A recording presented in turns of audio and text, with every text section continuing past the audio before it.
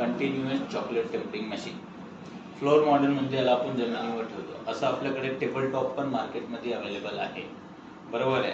आणि याला continuous chocolate tempering machine म्हणतो. कंटिन्युअस हा याचा मोड ऑफ अप्लिकेशन आहे, म्हणजे एकदा स्टार्ट झाला तर कंटिन्युअस मोडमध्ये तुम्हाला प्रोडक्शन करा. चॉकलेट टेम्परिंग मशीन याचा जेनरिक नेम आहे.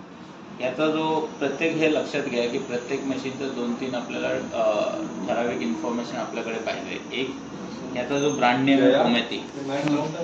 ओके, पोमेती हा ब्रँड नेम आहे. चॉकलेट टेक्नॉलॉजी मध्ये पोमेती एकदम वेल नॉन ब्रँड आहे वर्ल्ड. आणि हे जे मशीन आहे फ्लोर मॉडेल, याचा पाठीमागे तुम्ही बघितलं ते कुठल्याही मशीनचा पाठीमागे एक टेक्निकल डिस्क्रिप्शन प्लेट असतो, तुम्ही बघू शकता. तर इथे जे मॉडेल लिहिलेलं आहे T8. ओके, तसंच त्यांचा टाईप म्हणजे टेम्परेत्रिश म्हणून असं त्यांचा इटालियन लँग्वेजमध्ये आहे, म्हणजे टेम्परिंग आहे. सिरियल नंबर आहे, इयर आहे, व्होल्टेज आहे 450 हर्ट्स आणि 1 किलोवॉटच आहे. आणि यामध्ये रेफ्रिजरंट सुद्धा, म्हणजे जसं मी तुम्हाला म्हणालो की रेफ्रिजरेशन टेक्नॉलॉजी पण आहे. 134 एक गॅस आहे, जवळजवळ अर्धा किलोग्राम क्वांटिटीमध्ये. मेड इन इटली आहे.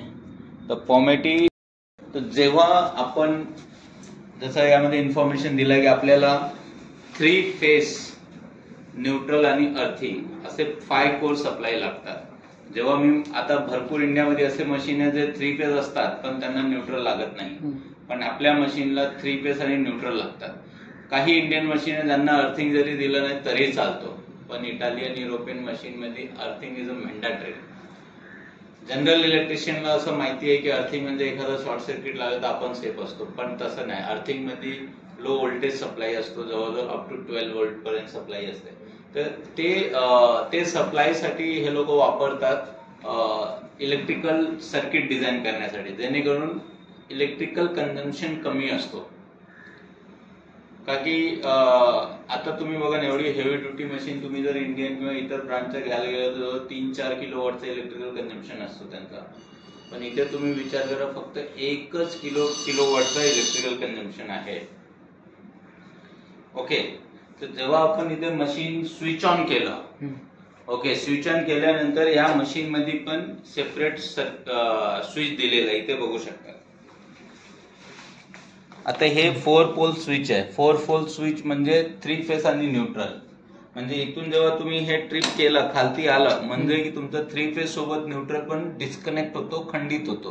त्याला वर केलं तर तुम्हाला 3 फेस प्लस न्यूट्रल हा कनेक्ट होतो आणि अर्थिंगला कंट्रोल करण्याची गरज नसते.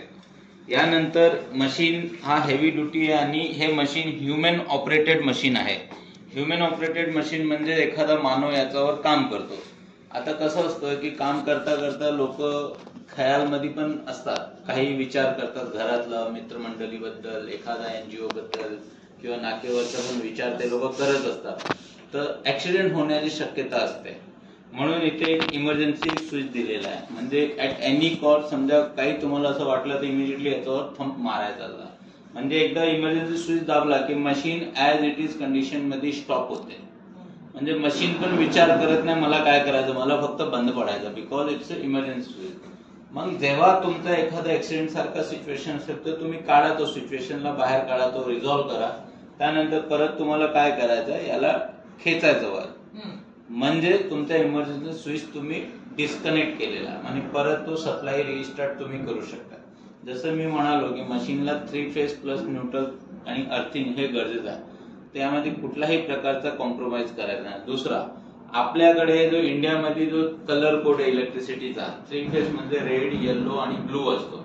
न्यूट्रल साठी आपण ब्लॅक वापरतो आणि अर्थिंग साठी ग्रीन आणि येल्लोचं कॉम्बिनेशन वापरतो. तसंच युरोपियन मशीन मध्ये ग्रे, ब्लॅक आणि ब्राऊन असते, हे 3 फेस आहे. त्यांचा न्यूट्रल निळ्या रंगाचा असतो, ब्लू कलरचा, आणि अर्थिंगचा युनिव्हर्सल येल्लो आणि ग्रीनचा कॉम्बिनेशन असतो, बरोबर आहे.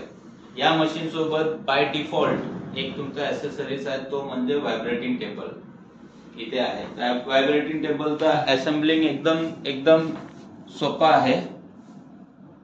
ओके, हे फक्त तुम्हाला याच्यावर होल्ड करायचं आहे. हे बरोबर आहे. याच्यावर 3 स्प्रिंग आहे, ते एक स्लॉट दिलेला आहे, हे बघा. तर यामध्ये कसं आहे, व्हायब्रेटिंग टेबल मध्ये दोन आहे, एक मोटरला कनेक्शन दिलेलं आहे आणि दुसरा हीटर आहे. हीटर म्हणजे ह्या रॉडला हीटर आहे. काय असतो, जेव्हा तुम्ही, मी इथे ठेवून तुम्हाला दाखवतो.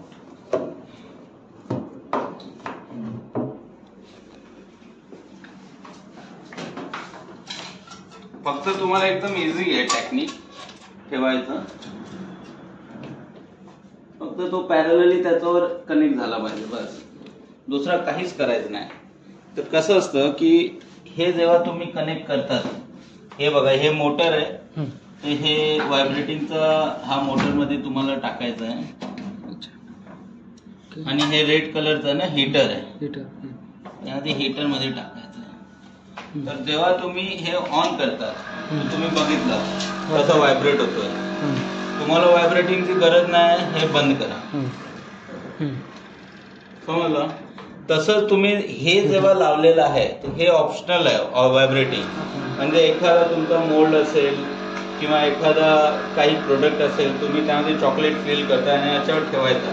त्याचं कारण काय, त्यामध्ये मायन्यूट बबल्स असतात, व्हायब्रेटिंग मध्ये निघून जातात. आपण पाहिलं असेल कंक्रीट स्लॅब मध्ये किंवा पिलर मध्ये कंक्रीट टाकतात आहे म्हणून व्हायब्रेट करतात, ते हवा बाहेर पडण्यासाठी.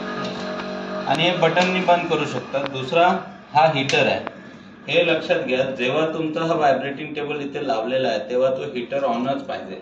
त्याचं कारण काय आहे की रॉड मध्ये कसं आहे की चॉकलेट असं पडतो ना, तर रॉडवर चॉकलेट लागलेला असतो. तर हीटरनी ऑन केल्यामुळे काय असतो, हा तुमचा रॉड पण वॉर्म असतो. वॉर्म झाल्यामुळे चॉकलेट इथे सुकत नाही, ते परत ते ड्रिप होऊन तुमच्या टँक मध्ये जातो. आणि तुम्हाला नीट अँड क्लीन करण्यासाठी तुम्हाला चॉकलेट वॉर्म करायला लागतं, जेणेकरून ते प्रॉपर सरफेस क्लीन करून टाकायला पाहिजे. ते हे तुम्हाला डिस्कनेक्ट करायचं आहे, थोडं ऑनच असू द्या, म्हणजे तुम्हाला हे जरा गरम होणार. दुसरा कसं नाही, आता वर्किंग प्रिन्सिपल सांगतो. हा बाउल आहे, बाउल टोटली हिटिंग एलिमेंटनी कव्हर आहे, तो हीट असतो, गरम करतो. त्याचा खालती एक रिझर्वायर सारखा आहे, तिथे पंप अटॅचमेंट केलेला असतो, पंप सक करतो. आणि हे ऑगर असतो, म्हणजे एक सिलेंडर सारखा असतो, तिथून ते डिस्पेन्स करून इथे परत येतो. तर हा एक सर्क्युलेशन आहे. टँक मधून चॉकलेट मेल्ट करतो, मेल्ट चॉकलेट ते सक करतो आणि इथे सर्क्युलेट करून परत ते टँक मध्ये टाकतो. तर यामध्ये जर तुमचा चॉकलेट आहे, त्याचा जो फिजिकल स्टेटस आहे तो मोल्टेड मध्ये आहे, म्हणजे लिक्विड फॉर्म मध्ये आहे. आणि इथून जे डिस्पेन्स असतो ते पण लिक्विड फॉर्म मध्ये, पण तो टेम्पर केलेला असतो. कारण आपली ही मशीनची नावच चॉकलेट टेम्परिंग मशीन आहे, पण तो कंटिन्युअस प्रोडक्शन केल्यामुळे त्याचं नाव आपण कंटिन्युअस चॉकलेट टेम्परिंग मशीन आहे. बरोबर आहे? इथपर्यंत तुम्हाला समजलं काय, हे बेसिक. आता तुम्ही इथे हात लावून बघा, जरा थोडा गरम आहे. हे फक्त